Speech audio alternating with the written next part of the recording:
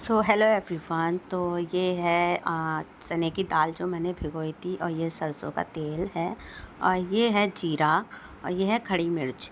तो यहाँ पे मैं जो दाल भिगोई थी उसको अच्छे से धो के मैंने पानी सोख होने के लिए रख दिया है। यहाँ पे मैंने भगोने में तेल डाल के चढ़ा दिया है ताकि मैं छौंका लगाऊं, और मैंने इसमें जीरा ऐड कर दिया है। और आप लोगों को तो पता ही होगा कि ये भी एक तरीके का फेस्टिवल है, और सावन के एक दिन पहले मनाया जाता है, और इस दिन मेरे पापा का जन्मदिन भी होता है। तो हम लोगों को थोड़ा याद भी आई, मुझे तो बहुत ज़्यादा आई।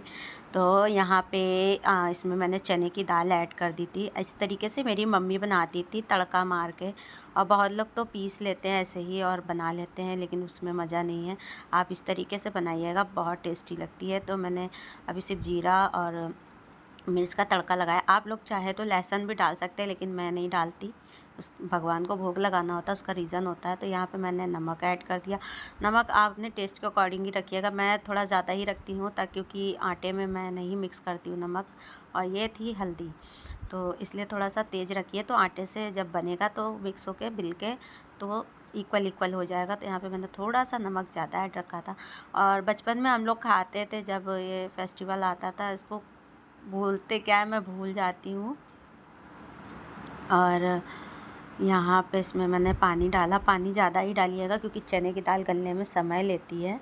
तो यहाँ पे मैंने इसमें डाल के इसको पका लिया था। और फिर उसके बाद मैंने एक दिन पहले मेहंदी वगैरह लगा ली थी, चूड़ी पहन ली थी, क्योंकि नई चूड़ी थी। तो आंटी बोली कि बेटा सावन वाले दिन मत पहनना, सावन मंडे से है, आप संडे को पहन लो, अच्छा दिन है, क्योंकि फिर नेक्स्ट डे मंगलवार पड़ जाएगा। और उस दिन जो है बता रहे थे कि सावन वाले दिन वो लगा हुआ था, कुछ अच्छा दिन नहीं था। तो मैंने पहले ही लगा लिया था क्योंकि न्यू चूड़ी थी। और ये देखिए, ये दाल मेरी अच्छे से पक गई थी, गल गई थी पूरी अच्छे से। और इसको आप चाहे तो सिलबट्टे में पीसिए, चाहे तो मिक्सी में पीसिए, लेकिन दरदरा पीसिए, फ़ाइन पेस्ट मत बनाइए।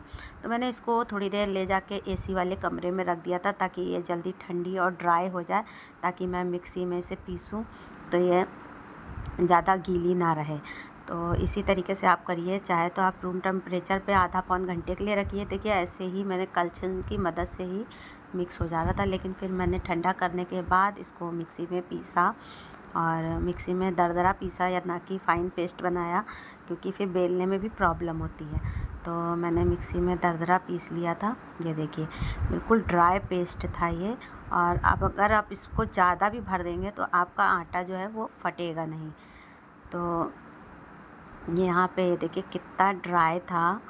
और इसको मैंने बेल के और बनाया। सबसे पहले हमारे यहाँ कुछ भी बनता है सुबह शाम का खाना, चाहे तो वो पहले हमारे भगवान जी को, लड्डू गोपाल और बाबा जी लोगों को, जितने भी भगवान, सबको भोग लगता है, उसके बाद ही हम लोग खाते हैं। तो इसलिए मैंने इसमें लहसुन प्याज बिल्कुल ऐड नहीं किया था। और मैंने मैंगो मंगवाया था, इस दिन मैंगो खाते हैं दाल के पराठे के साथ, चाहे पराठा बनाए चाहे पूड़ी बनाए।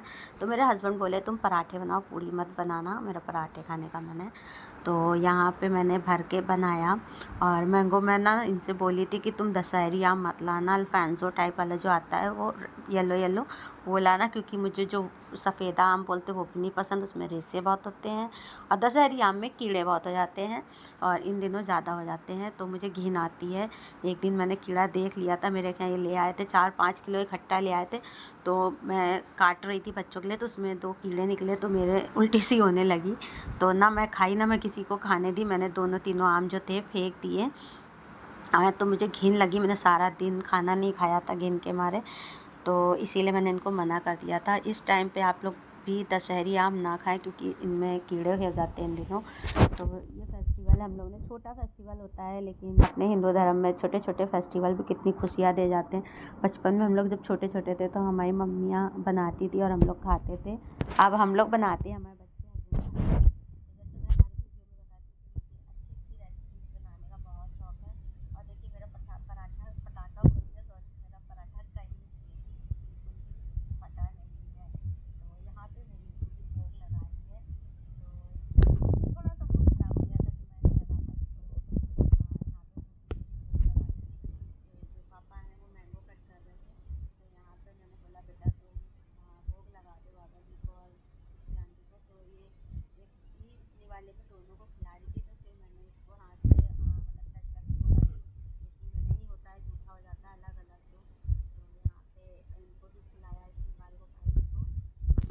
उसके बाद इसने श्याम बाबा जी को खिलाया और पानी पिलाया, मैंगो कट करा था, मैंगो खिलाया।